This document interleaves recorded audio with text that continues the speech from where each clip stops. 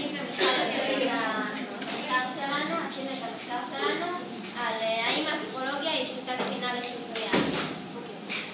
בעצם מה שאנחנו בדקנו בעבודה זה באמת אם האסטרולוגיה היא שיטת תקינה לחיזוי העתיד. היום אפשר למצוא הרבה מדורים ובעיתונים ובאינטרנט הרבה כתבות על האסטרולוגיה, וגם זה יכול להציג את האסטרולוגיה היומית שלהם.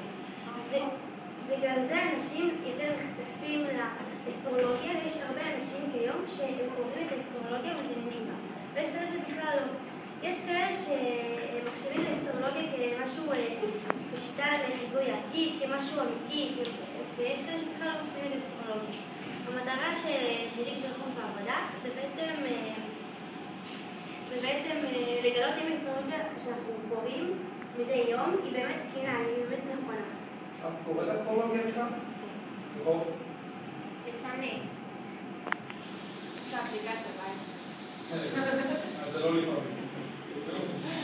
לצורך המחקר נעזרנו בשאלון ראשוני בין 17 שאלות שכלל קצת פרטים על הנחקר וכלל שאלות מסננות וגם עונה על חלק מהשארות המחקר שלנו. לאחר מכן ערכנו ניסוי שבו הבאנו לכל נחקר את האסטרולוגיה היומית שלו שמראה את עתידו, ובעיקרון החלפנו את האסטרולוגיה. אם הוא מזל קלה, הבאנו לו אסטרולוגיה של מזל שור. לכל מזל הבאנו מזל אחר. וככה יכולנו לבדוק אם האסטרולוגיה היא תקינה או לא. בעיקרון זה ענה לנו על השאלה. ולאחר מכן הבאנו למחקרים שאלון נוסף בין 4 שאלות שענה על שארות המחקר שלנו. הניתוח תוצאות, מה שיצאנו בעצם זה המניעים לקראת האסטרולוגיה. במהלך השאלון אנחנו שאלנו מה מניע את המחקרים לקרוא את האסטרולוגיה, ויצא מתוך 30 מחקרים, יצא כ-73.30% קוראים את האסטרולוגיה מתוך סקרנות. יצא כ-16.60% שבכלל לא מעניין אותם לקרוא את האסטרולוגיה, הם לא מגדירים אותה כמשהו חשוב שהם צריכים לדעת. ויש כ10% שמאמינים באסטרולוגיה, שכן מחשיבים את האסטרולוגיה כמשהו אמיתי ולחיזוי העתיד. יש לנו את הסטטיסטיקת ההתאמה בניסוי. רגע, אבל מתוך סקרנות, למה אתם חושבות שיצא כל כך הרבה מתוך סקרנות? כי להגיד מתוך סקרנות, לא יודע, לפעמים אני טועם איזשהו סוג מאכל חדש מתוך סקרנות, או אני הייתי רוצה לשבת עם יותם חצי שעה לשמוע דעות שלו על פוליטיקה ודת ומדינה, מתוך סקרנות. אבל מה מסקרן בעצם הטבע של האדם זה לדעת ועוד הרבה דברים. זו תכונה טבועה אצל האדם. הוא סקרן. אז בעצם הוא סקרן לגבי העתיד. כן, בדיוק. אז זה בעצם קוראים אסטרולוגיה בשביל לדעת מה העתיד שלהם. נכון, הוא רוצה להיות מודע למה יקרה לו, מה יהיה צפוי לו בעתיד. הוא רוצה להיחשף לדברים חדשים. הגרף השני שאנחנו רואים פה זה סטטיסטיקת ההתאמה בניסוי. כמו שחוף אמרה מקודם, אנחנו עשינו ניסוי, החלטנו את המזלות, בלי שידעו, ושאלנו אם המידע שהם קראו, זה באמת מתאים להם. כ-56.60% האסטרולוגיה שהם קראו התאימה להם חלקית. כלומר, היה דברים שהתאימו להם ודברים שלא התאימו להם. היה כ-23.3% שבכלל האסטרולוגיה לא התאימה להם. כמו שהם אמרו לנו בתגובה, שזה היה סינית בשבילהם. וכ-20% מהאסטרולוגיה שהם קראו, זה התאים להם. זאת אומרת, כמו שהם קראו, הם באמת התחברו לזה, וזה באמת שקרה להם אותו יום. עכשיו, גם שאלנו מה תדירות לקריאת האסטרולוגיה שלהם, ואנחנו רואים שהגברים זה האדום, והנשים זה כחול, ושאלנו, כ-46.60% מהגברים וכ-33.30% מהנשים קוראים לעתים רחוקות לאסטרולוגיה. כ-40% מהגברים ומאוכלוסיית הנשים, כ-33.30% מהנשים קוראים פעם בחודש.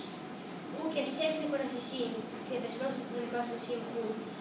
אנשים והגברים קוראים פעמיים בשבועיים, והגברים כ-6.60% וכ-20% מהאנשים קוראים פעם ביום. כמו שאנחנו רואים שההיגד הכי נפוץ פה זה שהם קוראים את האסטרולוגיה לעתים רחוקות. וגם אפשר לראות בגרף הזה שאנשים יותר קוראות מהגברים באסטרולוגיה. רגע, תלכי אחד אחורה. יהודה. מה אני אעשה? סטטיסטיקת הטבלה בניסוי. מה זאת אומרת איטים חלקית? מה זה אומר? זאת אומרת, היה דברים שהם כן התחברו וזה באמת מה שקרה להם, ויש דברים שהם בכלל הם לא... ומה זה אומר על האסטרולוגיה בכלל? על ההשפעה שלה? שאסטרולוגיה בעצם זה על אותו עיקרון, יותר פסיכולוגי מאשר עובדות. זה גם על אותו עיקרון, פשוט האסטרולוגים שכותבים לאסטרולוגיה הם בעצם מתוחכמים, והם כותבים את הכל במילים שונות, שפה כללית. כן, בדיוק, ופשוט הכל אותו עיקרון. היו אנשים שאמרו לנו שהאסטרולוגיה ממש התאימה להם בדיוק לאותו יום. ממש לאותו יום. כן. לאחר שעשינו את כל הניסויים ואת כל השאלונים, יצא לנו שהאסטרולוגיה היא אינה שיטת תקינה לחיזוי העתיד. כי הרבה אנשים אמרו לנו שהאסטרולוגיה התאימה להם. ובמהלך העבודה למדנו, עלינו על השערות המחקר ומצאו נכונות, הם נמתו. הנשים קורות יותר מהגברים. 20% מהנשים קורות פעם ביום, לעומת זאת 6.6% מהגברים קוראים פעם ביום. והאסטרולוגיה מתאימה לכל המזלות ולכל בני האדם. כלומר, אם אני מזל כך וכך, ואני אקרא אסטרולוגיה של מזל אחר, זה יימצא מתאים, וזה לא משנה כי אסטרולוגיה היא על אותו בסיס ועל אותו עיקרון, פשוט משנים את המילים כדי להראות כאילו זה שונה. והדבר השלישי הוא שהמניע העיקרי שמושך את הקוראים לקרוא את האסטרולוגיה הוא הסקרנות. כמו שאמרנו, הסקרנות קבועה באדם. ולדעתנו תוצאות המחקר יגרמו להרבה אנשים להפסיק לקרוא ולהתעניין באסטרולוגיה, והאסטרולוגיה תחולל שינוי. ואני רוצה להוסיף לדברים של חוף, שאנחנו הגענו לתוצאה הזאת שהאסטרולוגיה היא לא תקינה, היא לא שיטת תקינה לחיזוי העתיד, ושאנחנו כן רוצות אנחנו רוצות לראות בעתיד אנשים שהם יותר בוגרים איתנו, שהם יותר מנסים איתנו, שבאמת יגיעו לתשובה הזאת ובאמת יפרסמו את זה בכלל רחבי הארץ, שבעצם אנשים לא יחיו בסוג של מציאות שקרית. כן.